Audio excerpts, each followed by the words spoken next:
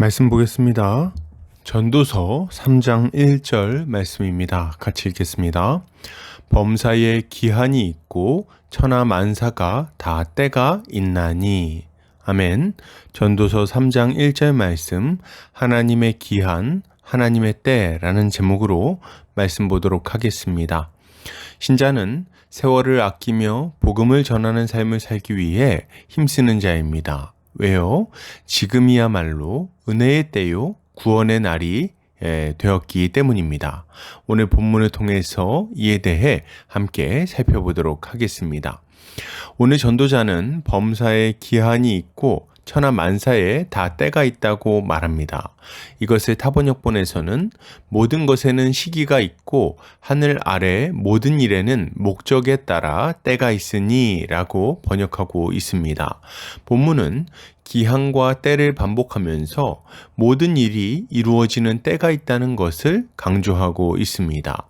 이것은 하나님께서 정하신 기한이 지나고 때가 이르러서 예수 그리스도가 오셨다는 것을 교훈하는 동시에 이것을 믿는 신자는 이 모든 것이 완성될 때를 바라보며 믿음으로 남은 기간을 보내야 한다는 것을 잘 교훈하는 말씀이라고 할 수 있겠습니다. 오늘 본문은 범사에 기한이 있고 천하 만사에 다 때가 있다고 말합니다. 이때 기한은 제만이라는 단어인데 정한 때, 정한 기간 등의 의미를 가지고 있습니다. 그리고 때는 에트라는 단어인데 정해진 때, 기회, 적절한 때 등의 의미를 가지고 있어요. 이 두 단어는 이 피조 세계에서 이루어지는 모든 일은 정한 기간이 있고 목적을 이룰 때가 있다는 것을 알려줍니다. 우리는 이것을 세상에서 일어나는 여러 가지 일들에 대입해서 생각해 볼 수 있을 것입니다. 역사 가운데 일어나는 여러 가지 사건들이나 각 사람의 인생 중에 찾아오는 여러 가지 일들을 생각해 볼 수 있는 거죠. 물론 이러한 여러 사건들과 일들도 하나님의 계획 속에서 정해진 기간이 있고 그 목적을 이룰 때가 있을 것입니다. 그러나 우리는 이런 개개의 사건들에 대해서 살펴보기 전에 먼저 인류 역사를 관통하며 흘러가는 하나님의 거대한 구원 역사를 이해할 필요가 있습니다. 왜요? 그래야 이 각각의 사건들이 가진 의미를 더 정확하게 이해하고 살펴볼 수 있기 때문이에요. 자, 그러면 인류 역사는 어떻게 진행되어 왔을까요? 가장 먼저 생각할 것은 하나님께서 이 세상을 참으로 아름답고 복된 모습으로 창조하셨다는 겁니다. 하나님은 보시기에 좋은 세상을 창조하시고 자신의 형상대로 사람을 만들어 그 가운데 두셨어요. 그리고 하나님의 다스림을 받으며 그가 예비하신 복을 마음껏 누리며 살아가게 하신 거죠. 하나님의 나라를 창조하신 것입니다. 그런데 인간은 뱀의 유혹에 빠져서 하나님께 범죄했고 그로 인해 하나님의 나라에서 쫓겨나게 되었습니다. 이제 모든 복을 상실하고 고통스러운 삶을 살 수밖에 없게 된 거죠. 그러나 이것은 영원토록 주어지는 형벌은 아니었습니다. 하나님은 기간을 정하시고 그 기간이 지나면 자신의 백성들을 다시금 하나님의 나라에 들어오게 하시겠다고 약속하셨어요. 그날이 오면 그때가 이르면 악의 뿌리인 뱀의 머리는 짓밟힐 것이고 범죄하여 죽음에 이르게 된 하나님의 백성들은 다시금 생명을 얻게 되는 것입니다.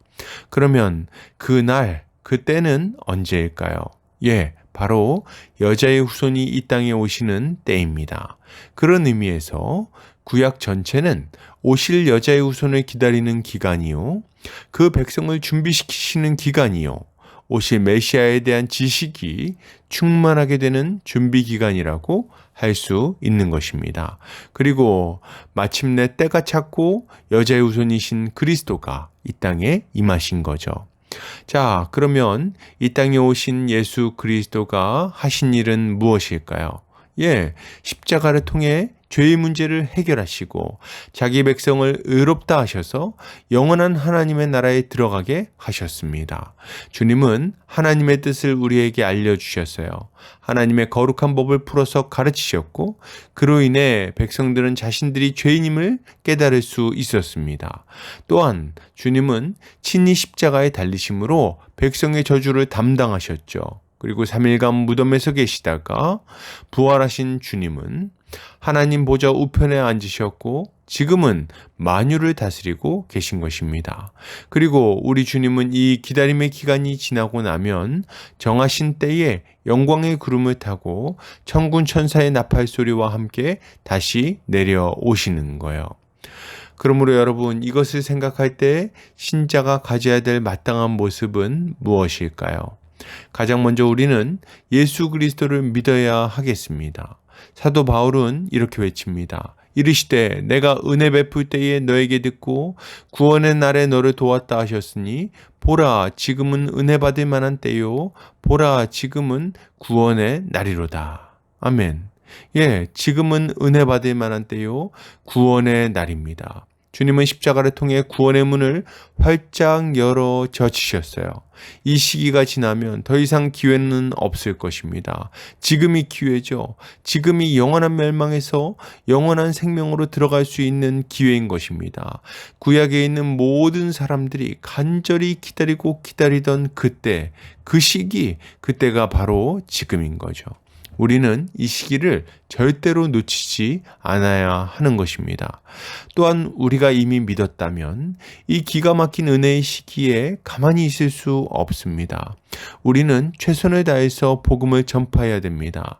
이 기간은 영원히 지속되지 않아요. 은혜의 기간이 끝나고 심판의 날이 찾아올 것입니다. 그리고 우리 개개인에게도 죽음의 문을 통과하여 심판 앞에 서게 될 날이 찾아오게 되겠지요. 그러니 어떻게 해야 합니까? 우리는 세월을 아껴서 복음을 전파해야 하는 거죠. 또한 우리는 지금이 완성을 기다리며 믿음으로 살아야 하는 시기임을 이해해야 합니다. 하나님의 나라는 그리스도 안에서 회복되었고 이미 임했지만 아직 완성되지는 않았습니다. 그렇기에 우리의 인생에는 고난과 핍박, 유혹과 시험이 찾아오는 거죠. 우리는 이 시기를 믿음으로 이겨내야 됩니다. 인내해야 돼요. 그렇기에 교회로서 함께 살아가기를 힘쓰며 선한 열매 맺기를 힘쓸 필요가 있는 것입니다. 이것이야말로 이 시대를 살아가는 신자가 가져야 할 마땅한 모습인 거죠.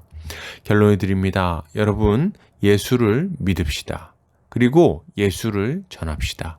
이것이 이 은혜의 시기에 신자가 힘써야 할 일들인 거죠.